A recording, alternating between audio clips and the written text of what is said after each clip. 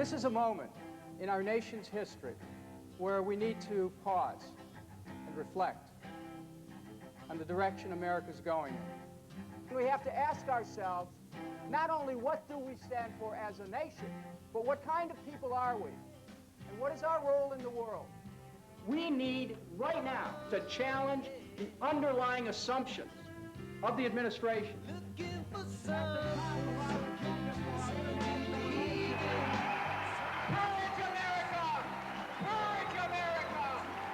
It's important in this coming election that we have so many people voting in such great masses that the outcome isn't going to be in doubt.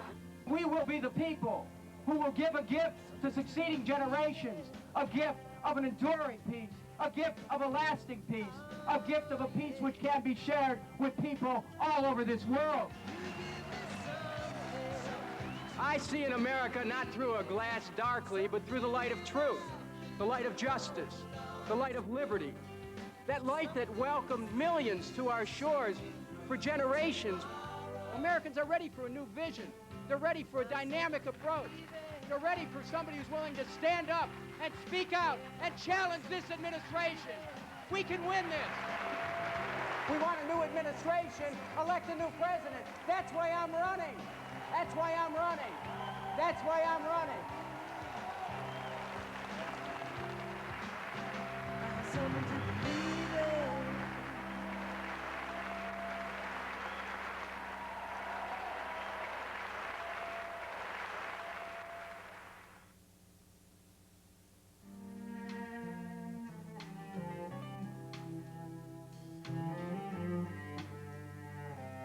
This is a moment when contradictions necessitate questions and moral clarity. America has billions to destroy the health of the people of Iraq, but no money for health care for 41 million uninsured Americans. America has billions to retire Saddam Hussein, but no money for retirement security for all Americans. America has money to blow up the bridges over Tigris and Euphrates, but no money to rebuild our bridges here at home. All this in the name of eliminating phantom weapons of mass destruction. Mr. President, I was a child of America's inner city neighborhoods, and I have inspected weapons of mass destruction, and I am calling upon your administration to eliminate them in a nonviolent manner. Joblessness is a weapon of mass destruction. Poverty is a weapon of mass destruction. Hunger is a weapon of mass destruction. Poor health care is a weapon of mass destruction. Poor education is a weapon of mass destruction. Discrimination is a weapon of mass destruction. We have weapons of mass destruction we must eliminate at home, Mr. President.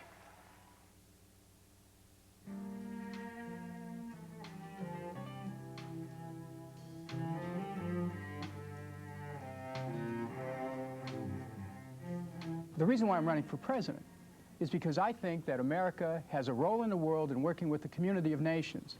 That's always been America's role, to be the light of nations and to be a nation among nations working cooperatively to assure international structures which help promote security. I don't think that there's a sanction for America to be the policeman of the world. That could get very expensive. It's going to be very expensive being the policeman in Iraq. And it's going to get very expensive if this administration carries out its whims about an axis of evil and starts to target Iran and North Korea and even Syria as well. We are making this world more dangerous, and actually we're making this country more dangerous, because as America goes around the world seeking for new dragons to slay, there's going to be more and more of a risk in our own country for terrorism. I've said on the floor of the House that every dime that we spent, or every dollar we spent in Iraq, we're going to have to spend $2 later on for security in this country. We can achieve international security working with the world community. And I think that when you understand that after 9/11, we have the sympathies of the world, it just doesn't make sense that we would go on our own, attack Iraq, which had nothing to do with 9/11, and then find ourselves in a position where we're going to have to pay dearly for years to come in order to maintain a presence in that region.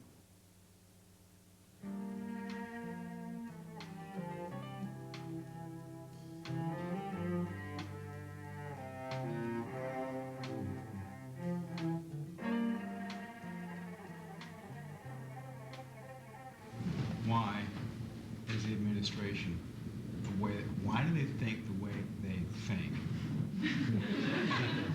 And I want to follow that up. Psychologically, how do they get to be this way? And then, where is this going to end up? Well, I think that, yours is a fundamental question because it's one of worldview. Are we victims of the world we see, or do we become victims of the way we see the world? I mean, our worldview has a way of enforcing a self-fulfilling prophecy in our own lives.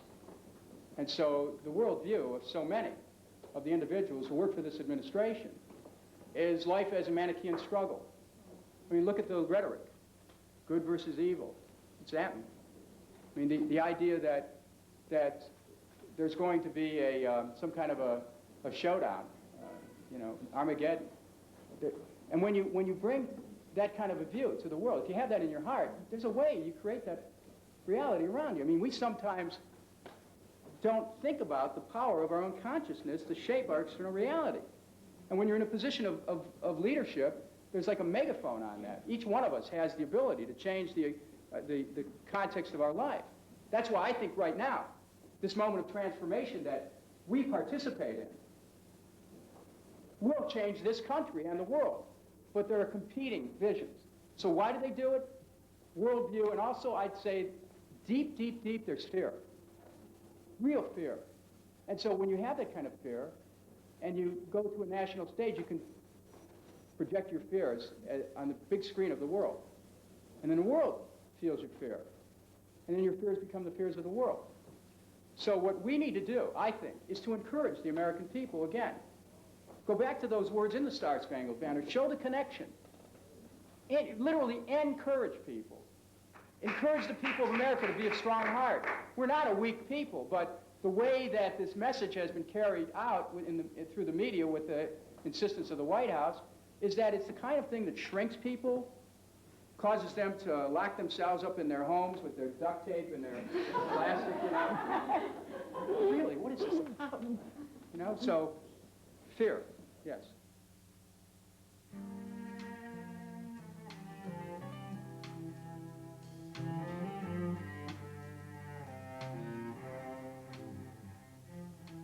I support a woman's right to choose. I believe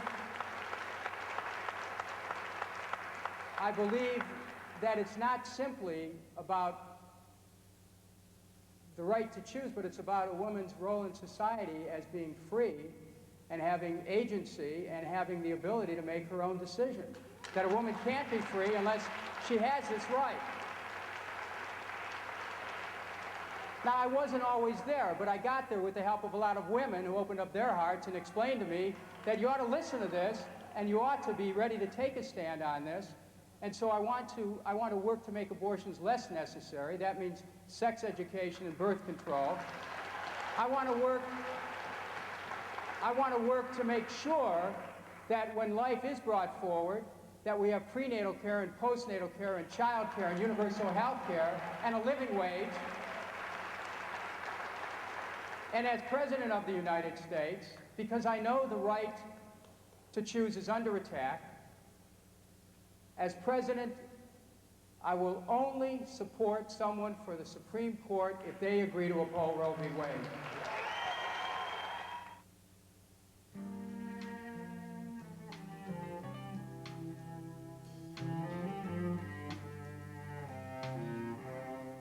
One of the reasons why I'm running for president is to be able to break the corporate control on our government.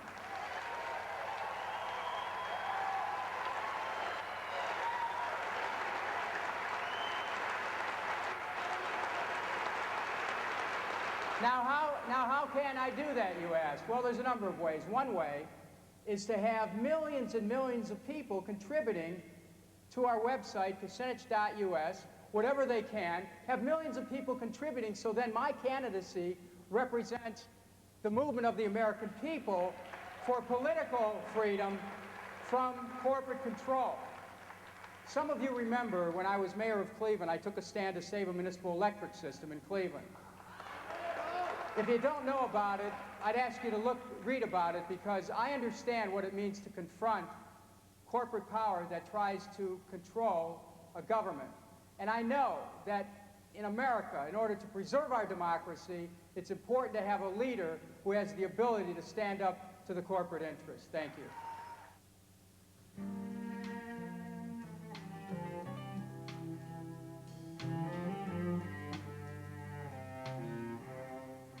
When 9/11 happened, we could have responded in a different way. The president could have come to the American people and said, there's nothing more important than the maintenance of our civil liberties in this country. We're under attack. We're going to use law enforcement at a local level to track down anyone in this country who may be involved with terrorism and work with the international community. But we're not going to let the terrorists win by giving an inch of our liberties up. What happened?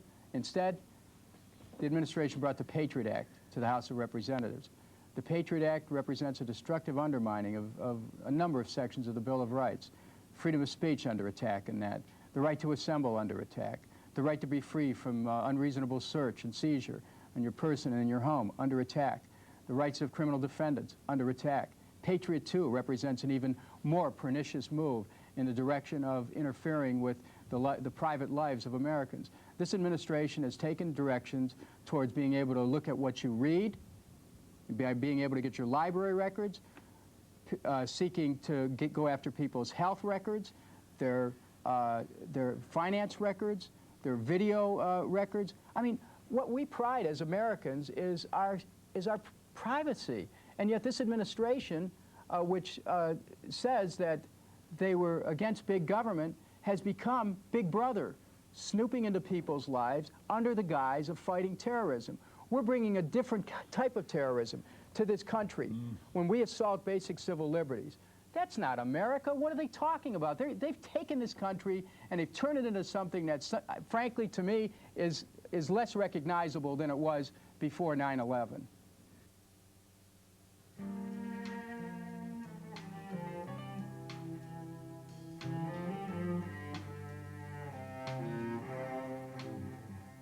How do you feel that you're going to be able to get support from a Democratic Party which seems to be backing away from everything that you're saying? I get asked often, why am I a Democrat? And I'm doing missionary work.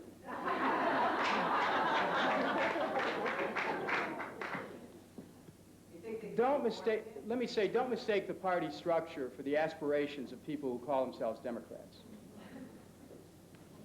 Because there's a party structure out there which in some cases is just a shell. There are good people in the party, people are really trying to do things, but there's also people who are just holding a place for some interest group. There are many Democrats who don't go to the meetings, but they're waiting to see a candidacy arise which addresses some of the classic concerns that Democrats have always had. The economy, jobs, health care, good public schools, solid retirement security. So that's how you mobilize people. You mobilize people by appealing to their practical aspirations, not just by going through the structure of a party. Yes, it does help. And I'm not adverse to working within the structure of the party, but not to give up anything I believe in, but to bring people in and show them a different way. Let me tell you why it can work. You ever drive along or you're walking down the street and you see a bird on a wire, just sitting there alone. If you stay long enough watching that bird, you'll see another bird come on the wire. And then a third and a fourth and a fifth. And pretty soon there's a lot of birds on the wire. That's how politics works. That's how political consensus develops. And this is one bird standing on a wire of progressive politics in this country.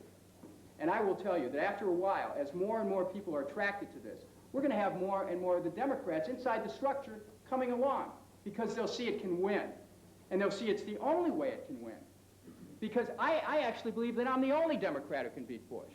Because I'm not hedging on the military issues. I'm not hedging on the social issues. I'm going to offer people such a stark choice between the country that can be, on one hand, and the country of the mess that it's in today. And they'll be given a real choice. So when that happens, at some point, the political structure will start to get it.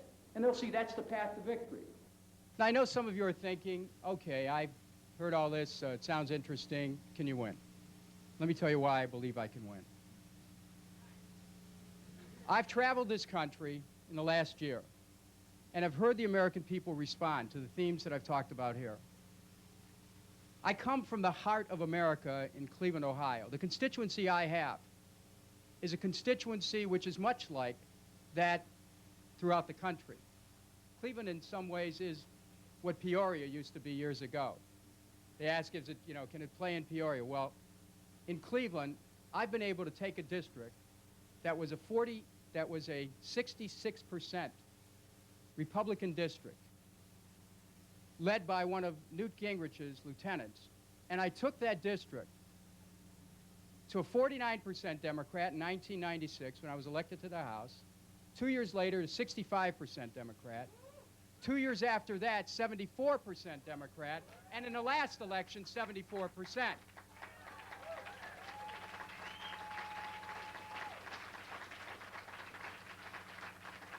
I've shown an ability to get votes in areas where other Democrats can't get votes, yet without in any way compromising on a progressive political platform. As a matter of fact, I think that's what attracts people in my district to what I stand for. Not backing down, but moving forward, standing up and speaking out, having the willingness and the courage to speak out. That's why people will vote. I think that it's precisely because I'm not willing to compromise on these basic social and economic interests that we can rally people. Americans are ready for a new vision. They're ready for a dynamic approach. They're ready for somebody who's willing to stand up and speak out and challenge this administration. We can win this.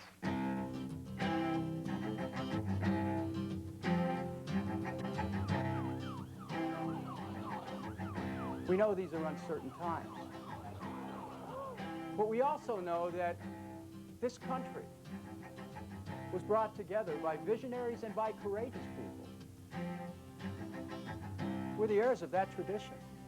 We need to insist on the power of our own humanity to change the outcome. We need to celebrate our ability to make a difference. This is a moment to transform our nation from a nation which appears bent on war to a nation which can fulfill the dreams of millions of Americans and of millions of people around the world, to be the light of the world, to be the conscience of the world, be the life of the world. When I heard him speak at that event, the first thought that crossed my mind was, there's the next president of the United States. I need your help, because I can't do this alone. This isn't about me, it's about we. If ever we needed a candidate who doesn't cave into special interests, it's right now. I'm the only candidate in this race who is calling for getting the profit out of health care, for going to single-payer, universal health care, get the private sector out of it. An American president can lead the way to nuclear disarmament. We have an obligation to the world to do that. I will only support someone for the Supreme Court if they agree to uphold Roe v. Wade. I'm the only candidate in this race who's talking about the trade issue. We have a $500 billion trade deficit. Yeah, I'm the only candidate in this race who's saying no to privatization of Social Security and is saying take the retirement age back to 65. I'm the only candidate in this race who's talking about using the resources of this country to provide for universal public education, fully paid from pre-K, 3 years old, all the way to and including college. We have the money. The Department of Peace will support policies which seek to make workers' rights and human rights and environmental quality principles at the top of our agenda for our international relations.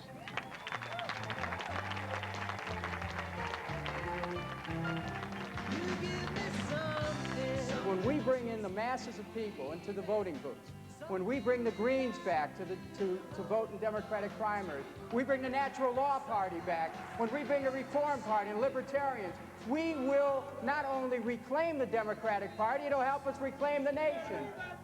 This is the moment in our country for fundamental change. This is the moment when we can choose peace over war. This is the moment when we can choose prosperity over poverty. This is the moment where we can choose an America which regains its role as the shining city on a hill, as the city of light, as the city of possibilities, as the city of morality, as the city of justice, as the city of peace. Please join with me in that effort. Join with me in an effort to bring a new America forward. Now is the time. It only requires the action of our vision, of our heart, of our desire. Thank you very much.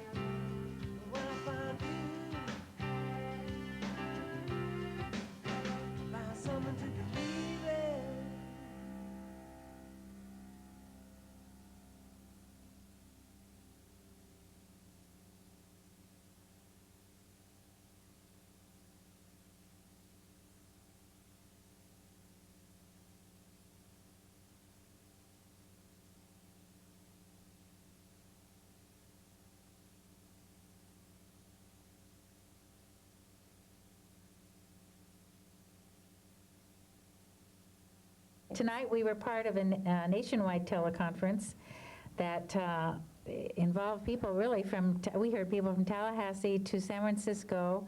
I think there was somebody there from Vermont who really known much about Dennis Kucinich before he came as the keynote speaker to the Federation Convention.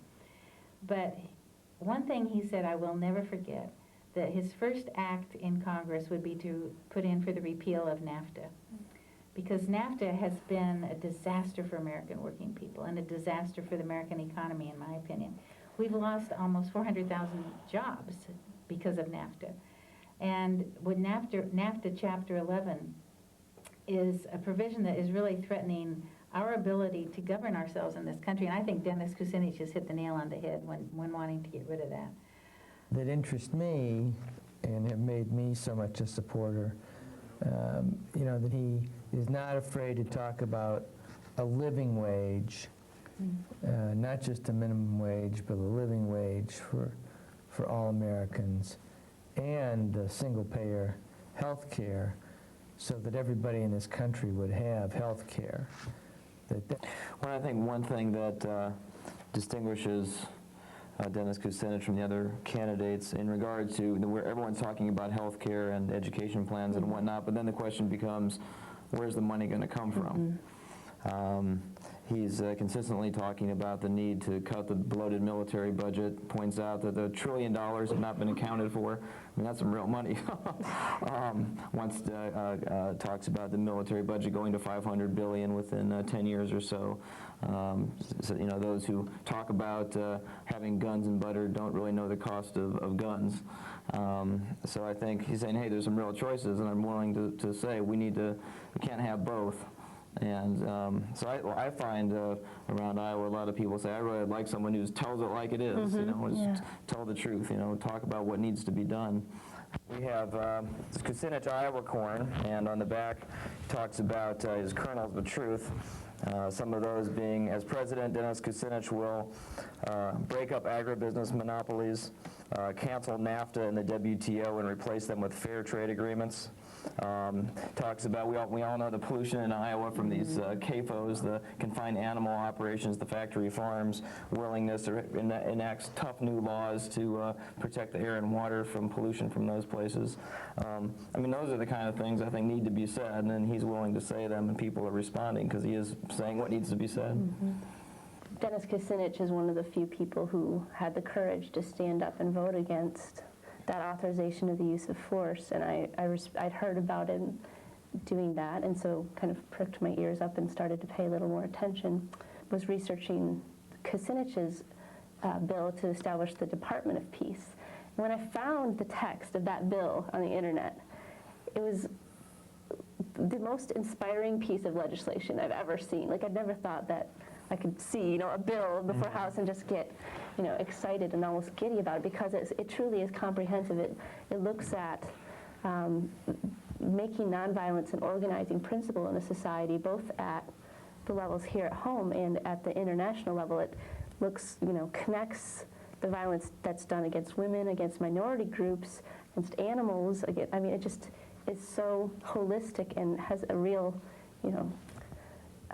just a comprehensive vision that not many politicians have the courage to give. So I was reassured later, as I was becoming more interested in his campaign, to find out that he has recently decided that he would support Roe v. Wade and would only appoint judges who would uphold Roe v. Wade. But the way he talks about the abortion issue, I also find to be, it's very consistent with his other philosophy, and it's really refreshing to me the way he puts it in the context of we need to be able to support a woman's right to choose, even if she wants to choose to have a baby. We need to make sure that the structures are in place there to provide for that baby through child care and prenatal care, and just sees it in the whole context of making sure that women's choices aren't agonizing decisions, and making sure that they can feel comfortable with either decision. So I was very impressed by that. So I think here in Iowa we have this great opportunity to structure the debate by showing a strong support for Dennis, and that could make him electable. He likes to say that he's the only one who can win, that he's the only one who can defeat Bush, because he's the only one saying some of these hard things that nobody else is saying. To me, that makes his candidacy just inspiring and worth working for. Kucinich has been called the dark horse candidate. That's come up many times. I've seen it on the NPR and on the New York Times, and I've just kind of thinking about the movie that's coming out this summer, Seabiscuit. And to me, Kucinich is the Seabiscuit of the politicians right now. He's a long shot, but he could tap into a real populist sense that we're taking on these, fine-bred thoroughbreds out there who are running the show, and I think that could really, get people excited and make, this presidential race, worth taking part in. I think that young people he appeals a lot to young people. And that's, to me, something very exciting, too. Then hopefully a lot of the young people will join on, like you. All right, cutting us off. We could